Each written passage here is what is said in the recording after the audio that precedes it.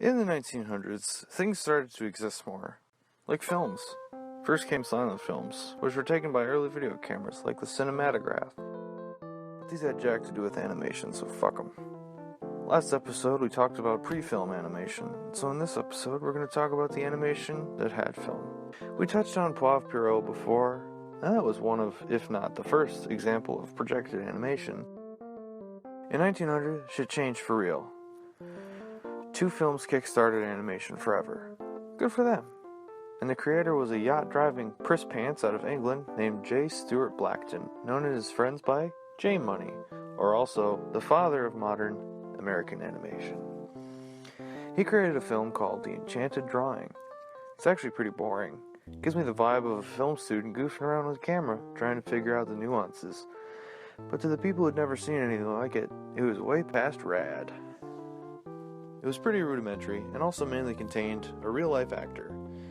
J Money didn't really get into the premise of animation until later, in 1906, with his film Humorous Phases of Funny Faces, another film that looks like some dumb asshole goofing around. You can even see the person's hands in some frames. By this point, J Money had formed something new, an animation company. Sort of. He called it Vitagraph, because apparently people hadn't grasped the concept of good names yet. The studio grew due to their pretty good newsreels, but we don't care about that. The Vitagraph company didn't just do animation, but it was sure trying. Despite the fact that J Money was doing so much for animation, he was still missing something. It lacked focus, substance.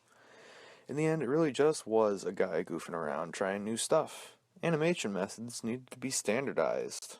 Back to France we go to meet Émilie Cole, a nice French lady who gave me a cookie. He was an artist who did something important. He drew the frames one by one, by hand. His film still looks pretty weird, but that's fine. There's a lot of stuff in here that looks pretty dumb but was actually groundbreaking. This is Phantasmagoria by Émilie Cole.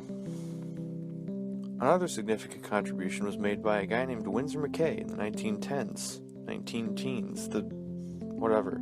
He had the idea to make a whole team of animators work on one animation to make it go faster. He was a cartoonist already, too, which helped.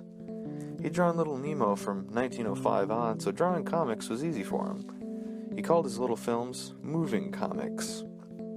Since there were more people working on these, they were just made longer than before. Now, a bunch of minutes, instead of just a few. By this point, what became known as cartoons were popular, and being made a whole shitload. Even in other countries. Here's something. It's the first anime ever. It's called Katsudo Shashin, and I don't know why it exists. Anyway, moving on from weeb. Back in the 19-teens, 2 brothers named Dave and Max Flesher had a great idea. They thought, hey, who has to be good at drawing to make one of these cartoons? Why don't we just trace people? And so rotoscoping was invented. Rotoscoping is when you trace over film and use it as drawings for animation. These guys made some cool stuff later on, like Betty Boop and Popeye. Neat. But the first animation legend came around in 1919. Felix the Cat, created by Otto Messmer.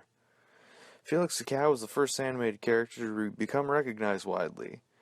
Felix also starred in a comic strip, but he gained fame in his first film, Feline Follies. It was at this point when animation became different. People began to realize that it was a brand new medium for expressing weirdness and surreality in new and different ways. Cartoons were funny. Cartoons depicted ridiculous situations with more ease than live action. Expressions could be exaggerated. Action could be wild and zany.